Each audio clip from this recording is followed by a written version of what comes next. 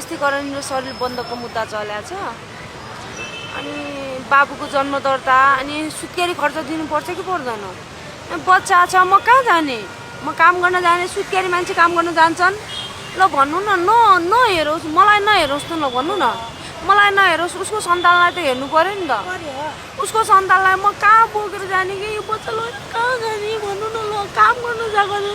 कतिले भन्छन् कि काम गर्न जा, मेरो बच्चा छोडेर म काम गर्न सक्ला र?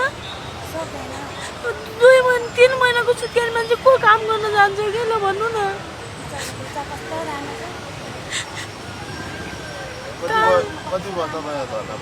आज 7 दिन भइसक्यो धर्ना। म चाहिँ बसेको 13 वर्ष अगाडि 2070 सालको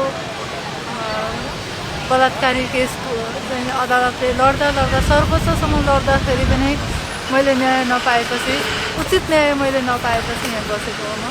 मेरो वास्तविक माग भनेको मैले जुन बेला अदालतमा जाहेरी दिएँ घटना घटेर होइन, त्यही बेला सबै कुराहरू चिठी अदालतले जुन त्यो अनरमुनि इलाकाले नै सबै चिठीहरू पठाएको थियो। त्यो चिठीहरूलाई चाहिँ अब मालपोत कार्यालयमा चाहिँ आदेश नदिकिन सबै झापा जिल्ला अदालतकै कर्मचारीहरूको मिलेमतोमा चाहिँ उहाँहरूले अब हरेक कुरामा जुन अदालतमा न्यायको लागि गरिनुपर्ने प्रक्रिया कुनै पनि नगरिकन आज मलाई नै हरेक ठाउँमा बाटो बन्द गर्दै अब मैले सर्वोच्च हुँदै यहाँ आउँदाखेरि पनि त्यही क्रम, अब सर्वोच्चले पनि त्यही सुरुलाई सदर गरेर एउटा गुमराहमा पारो भनेर अब अहिले पन्छिराखेको छ सर्वोच्च अदालत पनि होइन।